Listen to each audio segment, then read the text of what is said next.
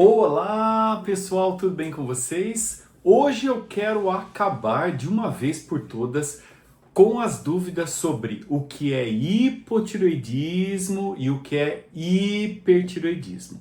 Eu separei para vocês aqui várias informações e nunca mais você vai esquecer as grandes diferenças. Muita gente procura a nossa clínica, onde eu sou o responsável técnico pelo nosso grupo aqui de atendimento, e a gente se depara com aquela dúvida cruel. Doutor, eu tenho hipo ou eu tenho hiper, eu tenho Hashimoto ou eu tenho a doença de Graves, o que é que eu tenho? Será que eu comecei a ter hipertireoidismo e depois tive hipo? Ou eu tive hipotireoidismo e depois tive hipertireoidismo? Ou passou por uma doença de Graves? Essa é uma grande dúvida, né, pessoal?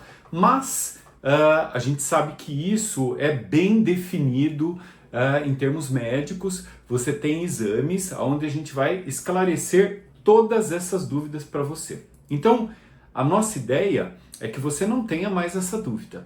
Então, eu separei aqui para você, né? Vou passar os pontos aqui para a gente não esquecer. Mas olha só, os sintomas, eles são diferentes entre o hipo e o hiper. Agora, os sintomas que eu vou falar aqui, eles não necessariamente é obrigatório nesse quadro ou no outro.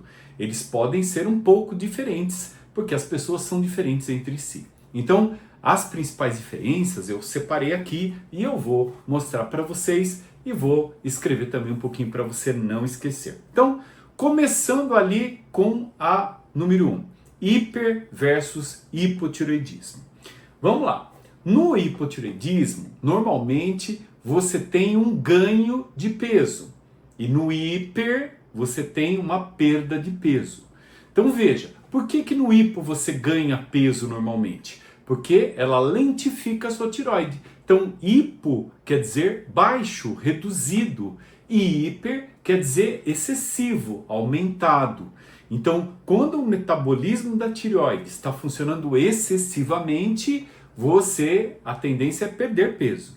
Quando a tireoide está devagar, está lenta, ou seja, a hipo, a tendência é aumentar peso. Mas doutor, eu tenho hipertireoidismo e ganhei peso. Ai doutor, eu tenho hipo e emagreci pra caramba.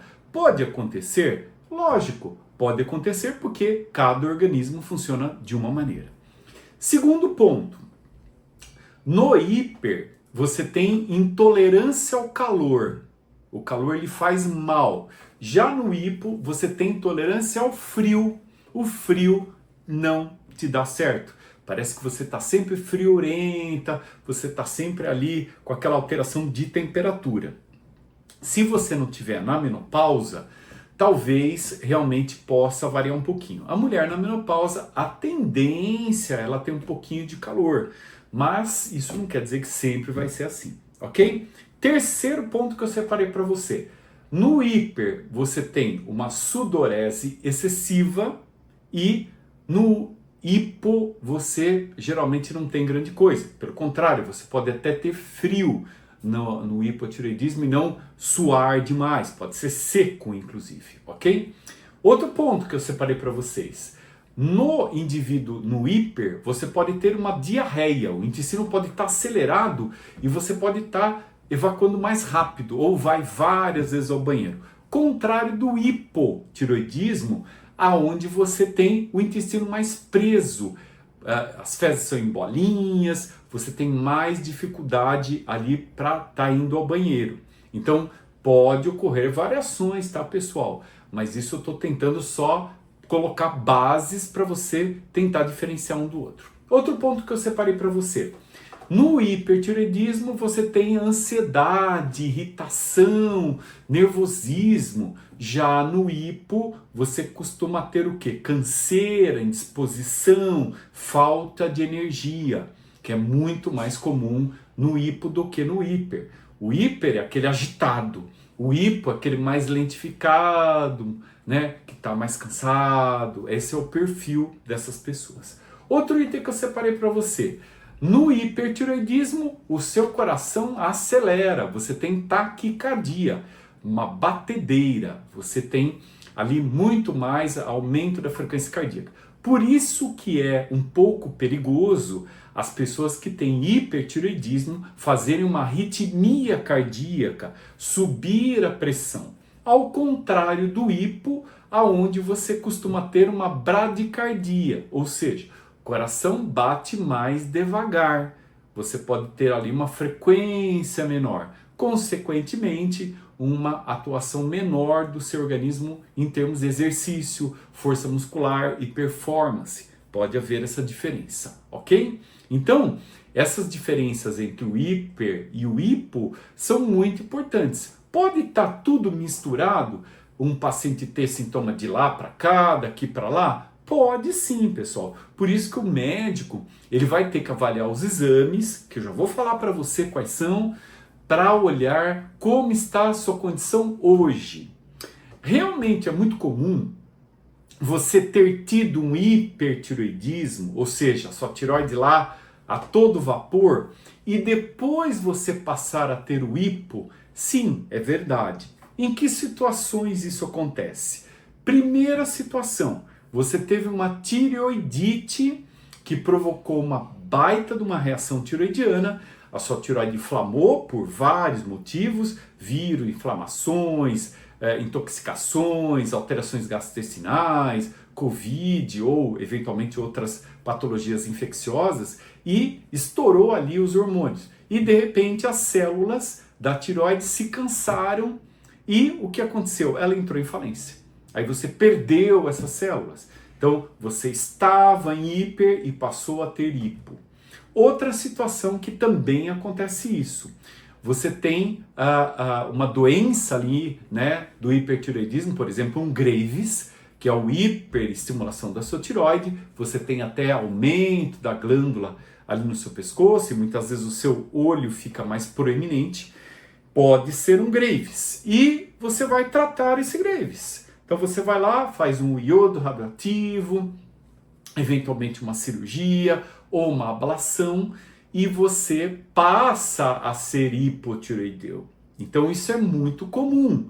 Você retirou a tireoide, fez o iodo radioativo ou uma ablação, o que aconteceu? Passou do hipertireoidismo, que estava exagerado, passou a ser hipo agora. Então, ao invés de você tomar, por exemplo, no hipertireoidismo o Tapazol, o propiltioracil, você passa agora a tomar uma levotiroxina, né? A marca aí da vida da estimulação do T4, ok? Que é a levotiroxina. Então, você era hiper e passou a ser hipo por causa dessa condição. Agora, existem pessoas, né? A gente tem visto recentemente, principalmente jovens, que acabam tendo uma tireoidite, uma inflamação aguda na tireoide. E aí elas passam por uma grande oscilação. De repente elas estão lá no hiper, agitado, aquela situação toda, e de repente passam a hipo, o TSH aumenta muito e ela piora. Pode acontecer também, pessoal. Então é muito importante ter os exames principais. Quais são os exames que a gente recomenda para você? Separei aqui para você saber. Os principais são TSH, T3 livre, T4 livre, que são os indispensáveis para a gente olhar a situação, hiper ou hipotireoidismo. O que acontece normalmente no hipertireoidismo? Você vai olhar o seu TSH e ele está muito baixo. Às vezes, esse TSH pode até cair abaixo de 0,3, caracterizando um hipertireoidismo. Já no hipotireoidismo, você vai ver um TSH maior do que 4,2, que é a média que os laboratórios mandam para a gente. E o resto, doutor Eudes, como é que fica o T3 livre e o T4 livre? Vamos lá. No hipertireoidismo, a maioria dos laboratórios, ela vai te dar valores altos do seu T4 acima de 1,3. Então, T4 livre acima de 1,3 pode ser indício de hipertireoidismo. Já no hipo, o que acontece? O T4 livre baixa, fica menor que 0,9 na maioria dos laboratórios. Pessoal, isso pode variar de laboratório para laboratório, tá bom? Dá uma olhadinha ali na faixa, mas já dizendo de antemão, a gente não olha só isso, ok? Na nossa prática a gente olha muitos outros dados, tá? T3 livre, no hipertireoidismo, você tem níveis acima de 3,4 e no hipotireoidismo, níveis de T3 abaixo de 3, normalmente. Então, além desses dados, né, TSH, T4 livre e T3 livre, eu uso o T3 reverso, o SHBG, então a gente usa mais dados aí para saber como é que está indo a sua tireoide. Muitas vezes a gente vai precisar de um TRAB, principalmente no hipertireoidismo. O que é o TRAB? É o exame para ver realmente como é que está se comportando a ação aí do hiperhormônios, né, a hiperestimulação. Então a gente vai ver, quanto maior o TRAB, mais situação de hipertireoidismo você está. Já no hipotireoidismo, a gente olha também os anticorpos. Quais são? Anti-TPO e anti-tiroglobulina, que é muito frequente a gente usar, né? Agora, na doença de Graves, que é a doença do hipertireoidismo, você também pode ter o anticorpo alterado. Então, tanto no hipotireoidismo de Hashimoto, como na doença de Graves, você pode ter o anti-TPO e a antitiroglobulina aumentada. Então, isso é uma característica da doença autoimune. Já no hipertireoidismo, somente o TRAB se altera. Você não vai ter alteração de TRAB no hipotireoidismo. Por isso que eu expliquei para vocês que hoje a gente não tem dúvidas em relação ao que está acontecendo com você. Os exames vão nos revelar, principalmente, né, esses que eu disse, e o ultrassom vai ajudar, outros mais, em conjunto com essa somatória toda, a gente vai te dar um excelente diagnóstico. Então, se você aí estava em dúvida, eu espero que com a minha informação você tenha pelo menos minimizado as suas dúvidas em relação ao que você tem ou alguém da sua família. Se você gostou desse vídeo, eu te peço, por favor, contribua com o meu canal, curta o vídeo, compartilhe e salve aí para você ouvir depois ou mandar para alguém. Ok, pessoal? Então, agradeço muito a vocês, obrigado por assistir meus vídeos e estamos lá, mais vídeos em caminho, né, a caminho de vocês, tá bom? Um abraço a todos.